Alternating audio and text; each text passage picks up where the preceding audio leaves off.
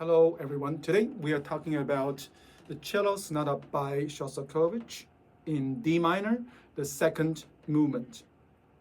This is a wonderful piece, display lots of different technique and colors, and have great character and humor.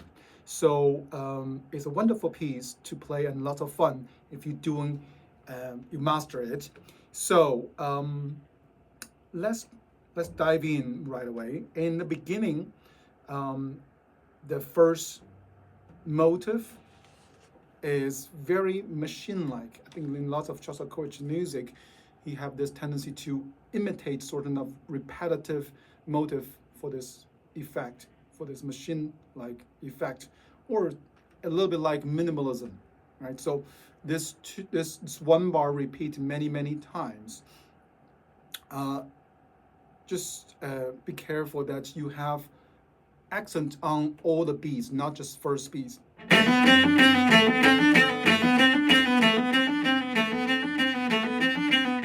So I start with up bow because it works out later on after A bars. You have this nice crescendo to the G, which is up, down, up. So you can make that bowing work. And make sure you do the diminuendo on the third bar, so you can have more dynamic change, not just loud. The tempo is 176, super fast, but different, a little bit slower. It's not the end of the world. So yeah, find your own tempo, but still have this kind of oneness of the whole movement. Down the line, on the bar 18, we have this string crossing.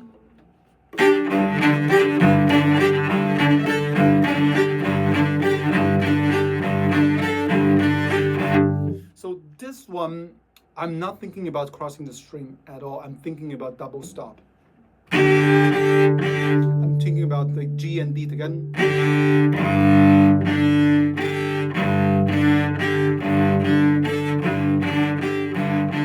So in this way, I'm just going a tiny bit wavy motion, and you can hear the string crossing. So if you're thinking about string crossing, then the bow become very jumpy. So I'm trying to sustain my elbow on the D string, which is the middle string between G and A.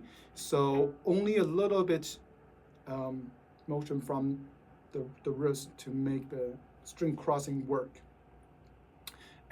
All through the first section until bar 26, use the lower part of your bow, right? So because it's loud, is energetic, and there's lots of string crossing, so you don't want to go past the middle point here. It's very hard to doing string crossing smoothly in there. So stay in the lower part of your bow, right at the frog. The pizzicato, you can do that. This is the down, up. Yeah. So the one, this well, maybe this is up. Yeah. So yeah, it's up bow. So up bow pizzicato on the chord, and the down bow pizzicato on the top note. Yeah. So and the top note is actually more. So try at your best. Don't get the chord too much. After that, this little tune, this little theme is heavy, healthy, and full of kind of laughter almost.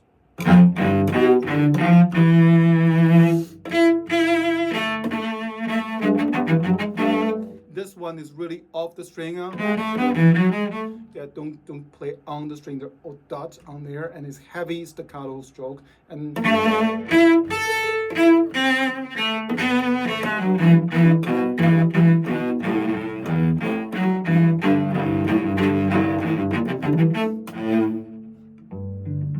so the same thing when you're doing the string crossings, thinking about double stop, playing double string rather than changing the string. And really do a big diminuendo. So get out the way for piano have their melody, and then you just doing this nice pizzicato to support. And then you have the melody. This is really a big laughter, you know, almost like when you having a couple drinks and then you just get a little bit too relaxed and then have this big laugh, yeah. Yeah, and then the bowing can be a little bit awkward when after this. Oh, but by the way, this the slide. Try not to use the. Let me hear the. Don't hear the first finger, but rather the third finger. Otherwise, I think it's more effective if you do the third finger, and do it slowly. Yeah, because we really want to hear this slide.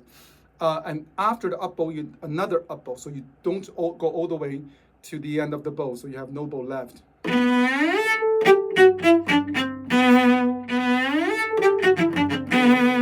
Yeah. The octave pizzicato, yes, you can use the easier and safer fingering for the 3-1 and open string and the pinky. And then you can do this even the pinky and second. Yeah. But if your hand is big enough, I really encourage you to do with your finger, because in this way it just feels much more fun and more energy. Yeah.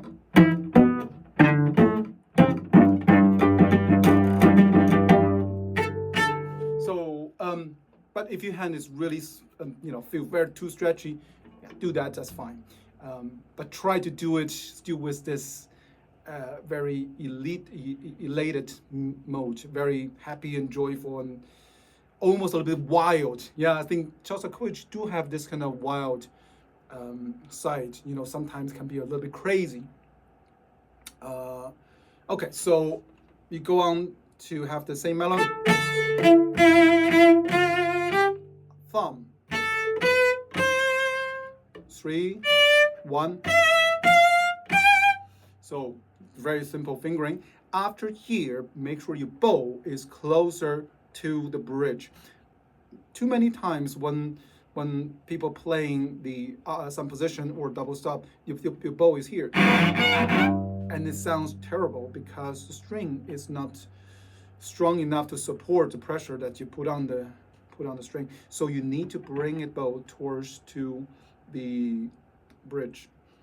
And I almost always find the sound will be more brushy and warmer and juicier if I use the inside hair of my bow.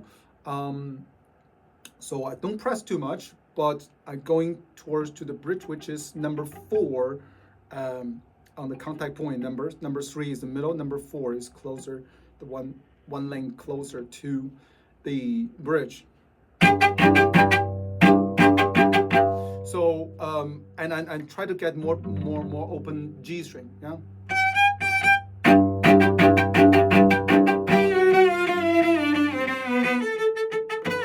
Yeah. I mean, I cheat a little bit on here. It should be the. Yeah. So you should do that. Yeah. So you go to the octave A as well. Yeah, so when you're doing the chord on the open G and G, try to sit more towards to the G string, so you have the open G, right? And then when you're doing the octave, each beat have the accent. So make sure you really have that, and then practice. Listen to the bass note.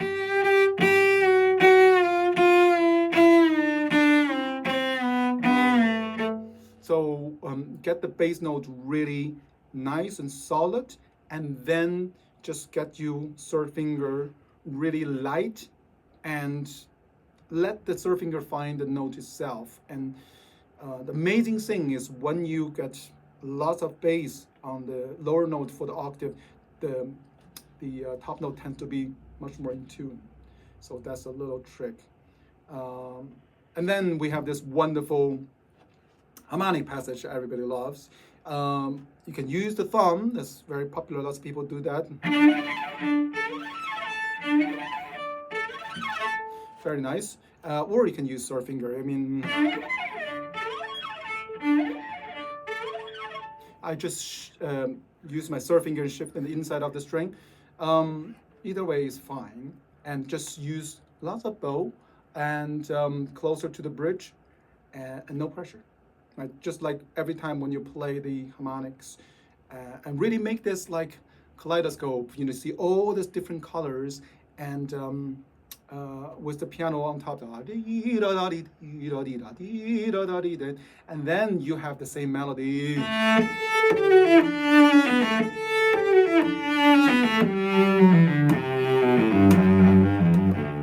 Yeah, so I know doesn't have lots of dynamic there, but still try to make the phrase go somewhere. Now the triplet passage, first time is really doable. So stay in one position. The first position extended backward extension. First four notes all in one position, and then go into the second position. Yeah, so very short bow, and lots of pressure, but very short bow. So you have this almost a little bit scratchy sound. Yeah.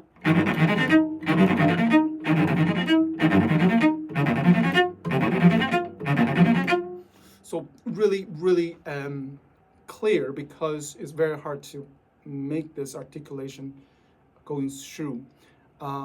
And practice the position, not the note. Still the same position. Yeah. Next one, the last one, the bar 100. All in one position. First four notes in one position, and then you change to the third position. So once you know the position, and listen to the right hand. The right hand is the king, and don't let the left hand so fast, then your right hand cannot catch up. So always listen to the right hand. So it could sound a little bit too crunchy, but you can adjust when you play with the piano, either a little bit more or a little bit less. But nevertheless, you need to have the more articulation from the right hand. And the next one I know is on the C string, but my C string is always feel a little bit liking that kind of C string growling power, so I tend to play that on the G string. Sounds better on my cello. So you can choose either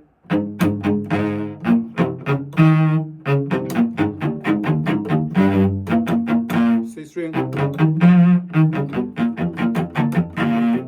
or for me I just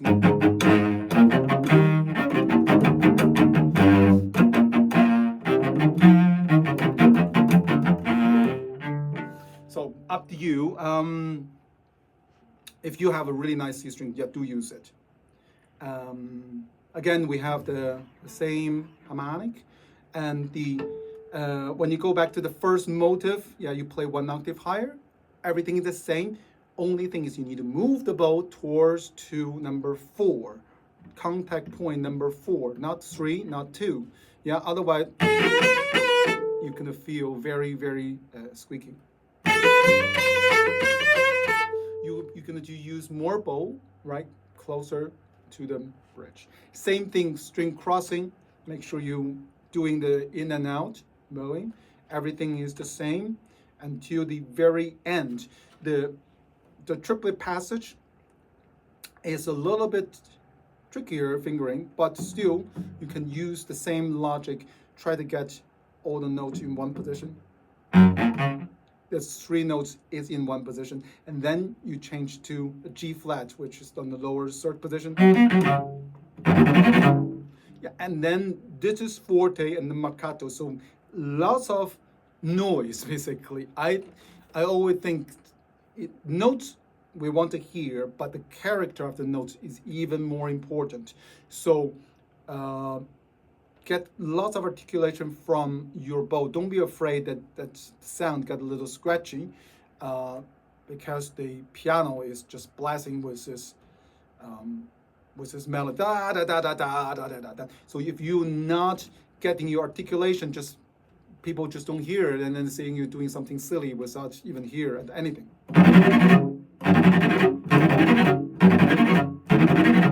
And when the tempo is very, very fast, so sometimes it is very hard to get the notes out. But that's my fingering. So, and then next one you can use 1 2 2. We have to shift. So the last 5 notes is in one position, or you can do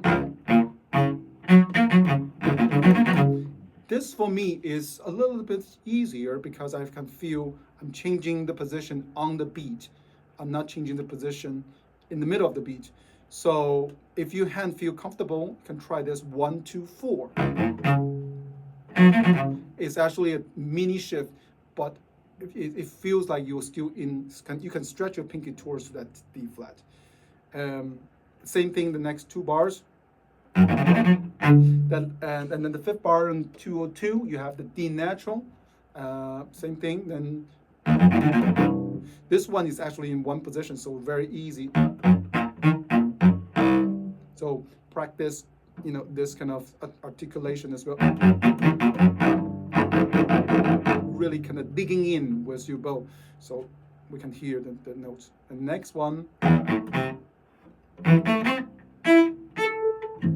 Yeah, so the first 3 notes, last 3 notes. So let's see if I can make this work.